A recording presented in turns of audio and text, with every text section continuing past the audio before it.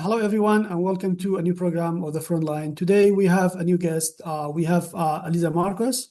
She is one of the most famous scholars in the Kurdish studies. She has recently published a book about the Kurdish issue in Turkey. The name of the book is Resurgence and Revolutions, the PKK and the Kurdish fight in Turkey and Syria.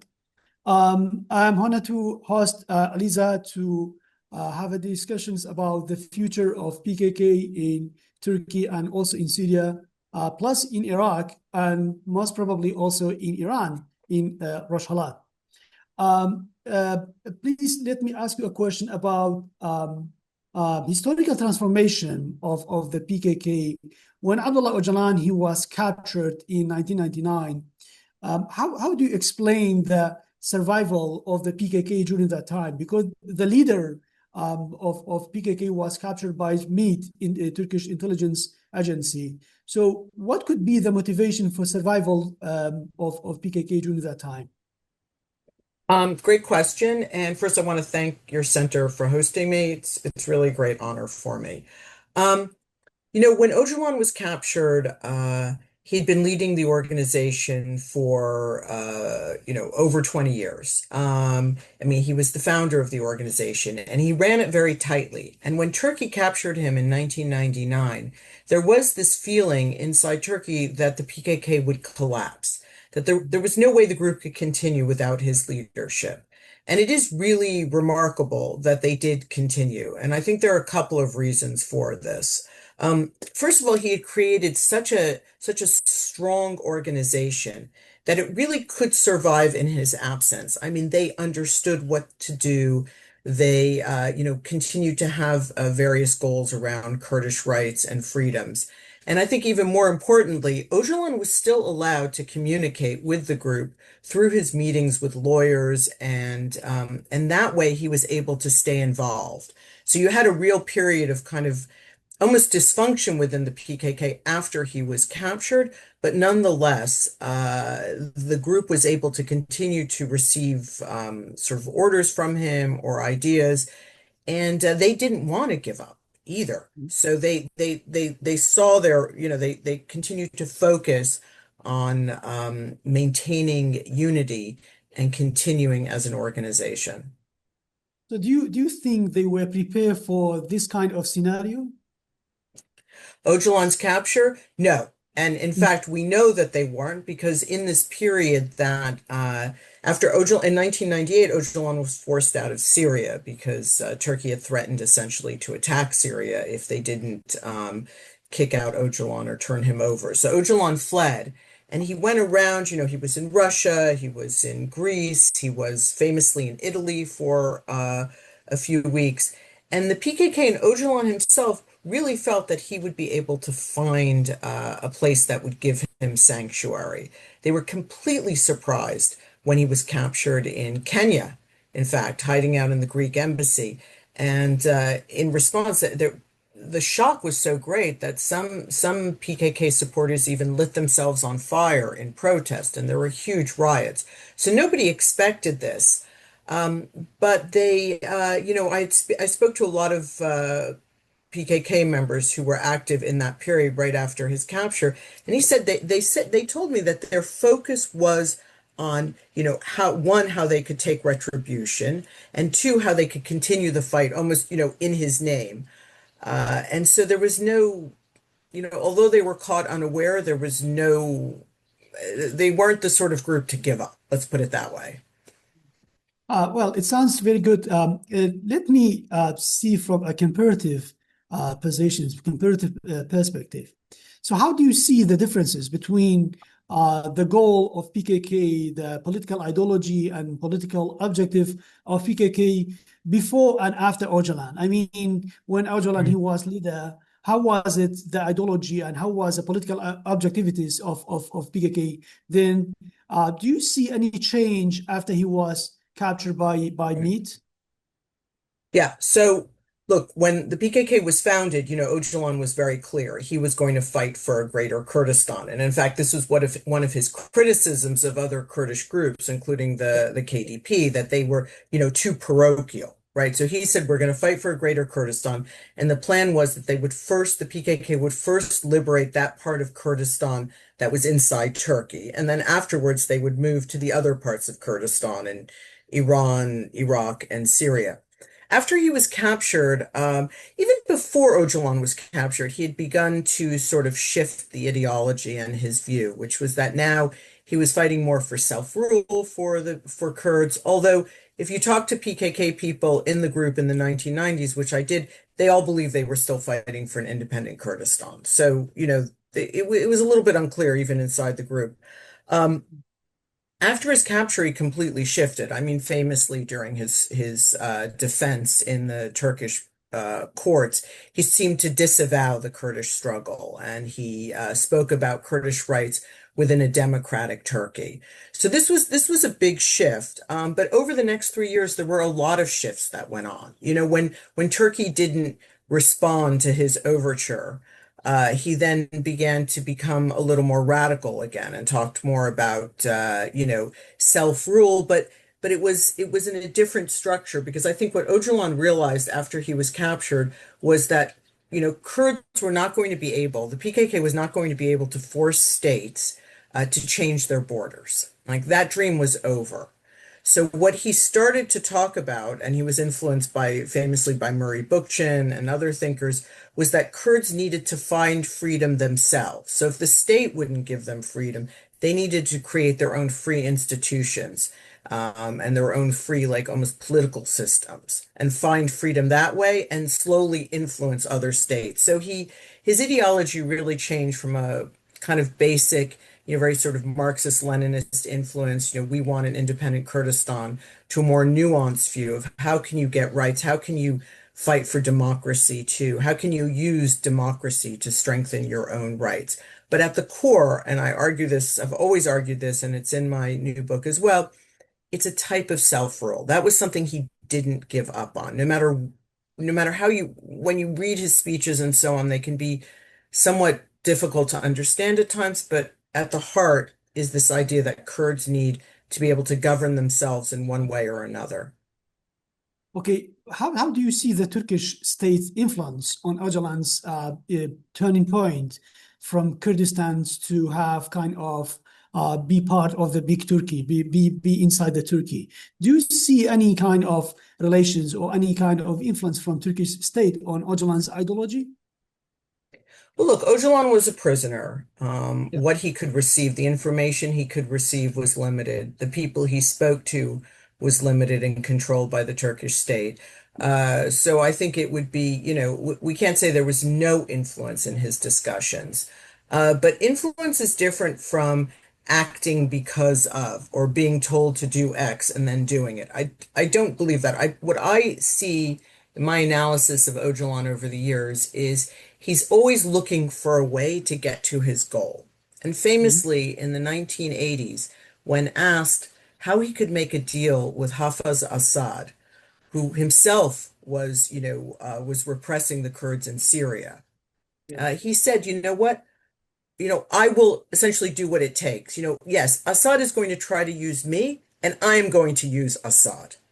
And that was always his approach. So the Turkish state may have tried to use him, but in Öcalan's mind, he was also using the Turkish state. He was negotiating. He was looking for a solution. And I think this has driven him over the years.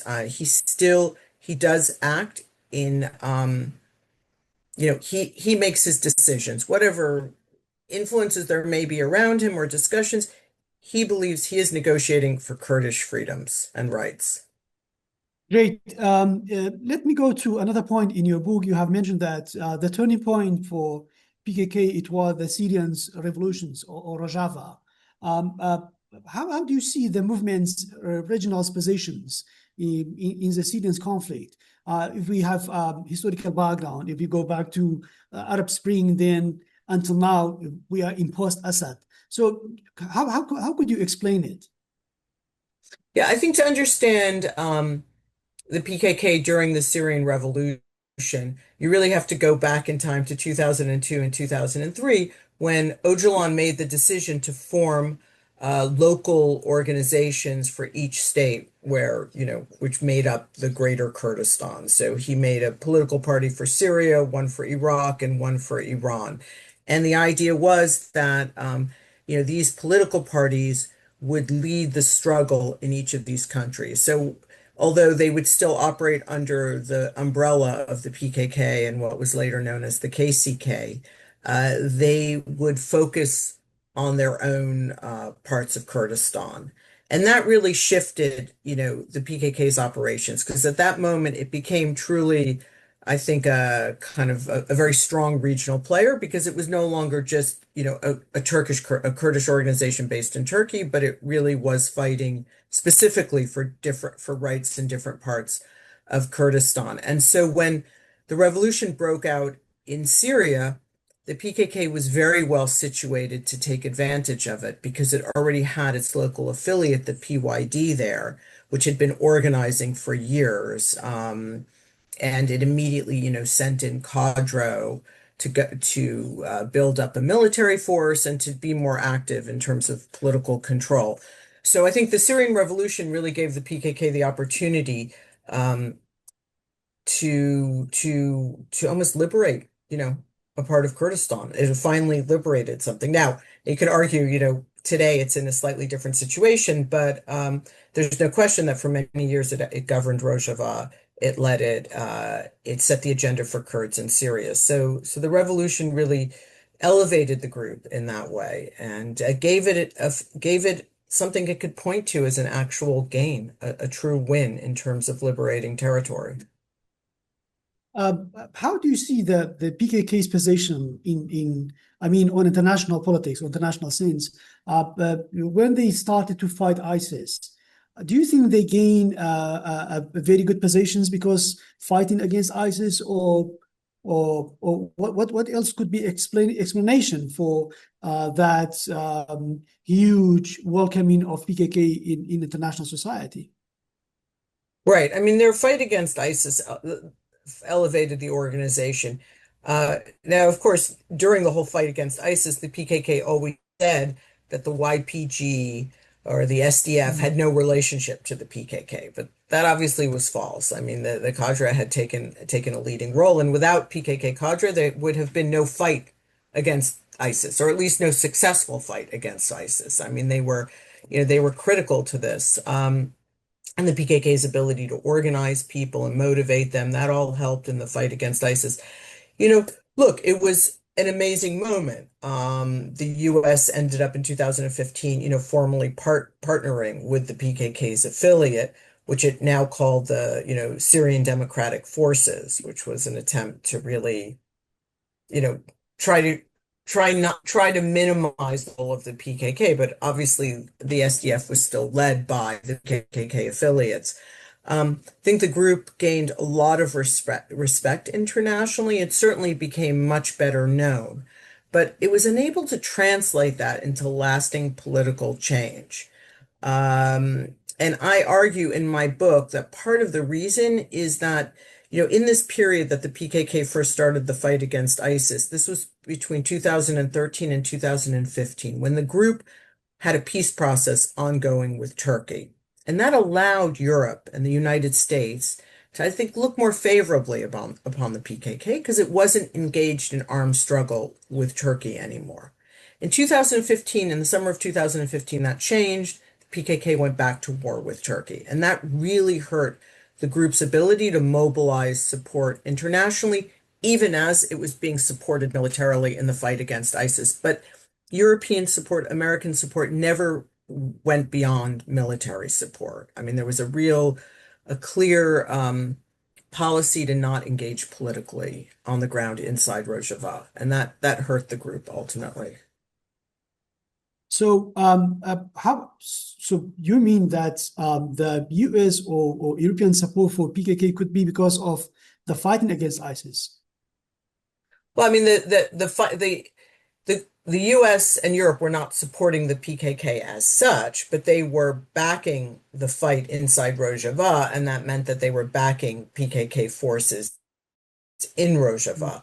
But that support never went beyond what was happening in Rojava, specifically against ISIS. I mean, there was no political engagement with the Rojava administration.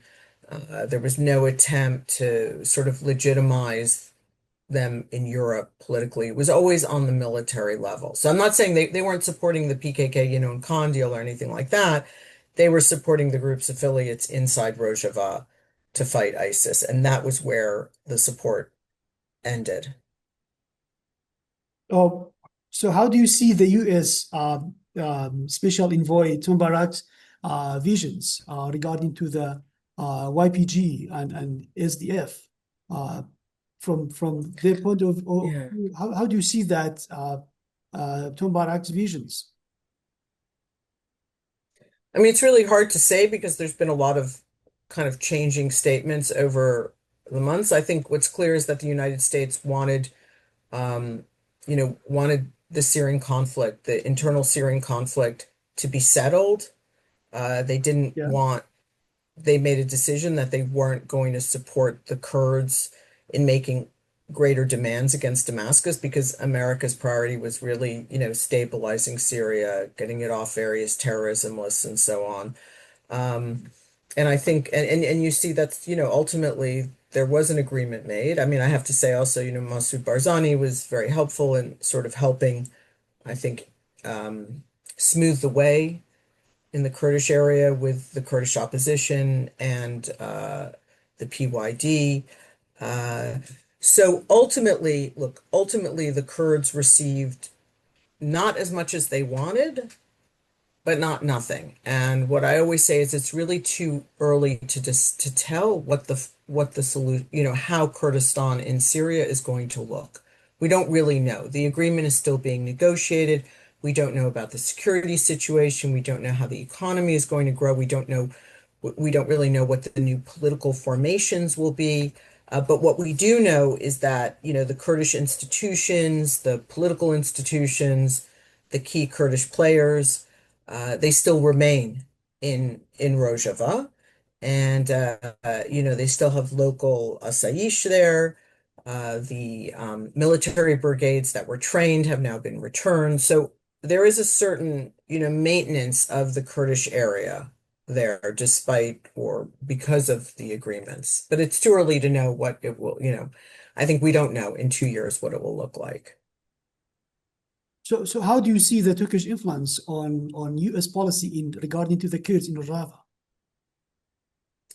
Um, Look, I think Turkey has its own interests in terms of ensuring that the PKK is not a threat. We can argue that the PKK wasn't a threat to Turkey in Rojava, but obviously Turkey always saw that differently. I think that ultimately everybody agreed that they wanted stability in Syria. I mean, it's good, and that's where the U.S. and Syria have converged on wanting stability, and the fact that there's a peace process ongoing now between the PKK and Turkey is helping Turkey in terms of what it sees as a potential threat and its own sort of internal Kurdish policies. Although there is a case too where we don't know what the final outcome will be because we're still waiting for a law that the Turkish parliament is supposed to debate, which we haven't seen, which may or may not provide the PKK with what it wants for continuing the peace process. Well, we have seen many times or different times of different circles, different rounds of peace process between PKK and Turkey. What could make that times difference from other times for the peace process? Yeah, I mean, there have been, two main peace processes that failed, the Oslo Accords from around 2008 to 2010, starting a Yeah. little bit before 2008, and then the 2013, 2015 so-called Imrala talks, which failed. I think the difference in this case is that the PKK it's not that the PKK has called a ceasefire. The PKK has actually ended its struggle against Turkey. So that at least ideologically is an important new step. Previously, the group only called ceasefires. I also think that the situation has changed for the PKK. Fighting a rebel war is not what it used to be 20, 30 years ago. I mean, there are drones, it's more difficult. Iraqi Kurdistan is no longer an ungoverned place the way it was in the 1990s, where, there was a safe zone where Iraqi Kurds could live, protected by the West. Now there's a legitimate government there. It's more difficult for the PKK to fight a guerrilla war. It's had to its operations in Turkey, had pretty much dropped over the past few years, and the war was being fought inside Iraqi Kurdistan, right? That was where the Turkish soldiers were attacking PKK bases and they were retaliating. There weren't big battles inside Turkey anymore. So I think, the group also came to realize that the war is not really reaching any goal. And it became a threat, continued hostilities with Turkey became a threat to Rojava because every time there was a fight between Turkish military and PKK in Iraqi Kurdistan, there would be retaliation in Rojava. Not every time, but often there would be retaliation by the Turkish security forces in Rojava. So I think the PKK Öcalan made a decision that this was not making sense anymore. That isn't to say that the PKK can't change its mind and go back to war, but I think it would be very, very difficult. And this is, an important move for the group because if it really wants legitimacy, and it wants to be, internationally accepted, it has to give up its rebel war. There's no other way. It has to move to democratic politics. Well, I like this point you mentioned that that's Öcalan who made that change happen. So from that point of view, do you think that because of the change of the ideology or because they have changed the political ideology, that's why they are going for peace process, or because of the geopolitical change in the Middle East that PKK they have decided to go into peace process? It was a combination of factors. I think one, it was the sort of geopolitical changes, what was happening in Rojava. I think the PKK, Öcalan wanted to protect the gains in Rojava. He didn't want to see Turkey invade and take control on the pretext that, the PKK was active there.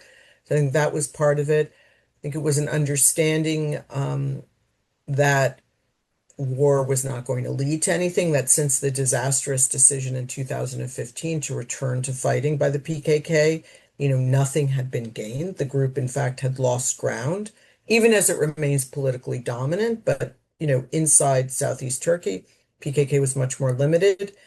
And the other thing is that Öcalan is always willing to take a chance. He really has not turned down any opportunities to try to negotiate a peace deal.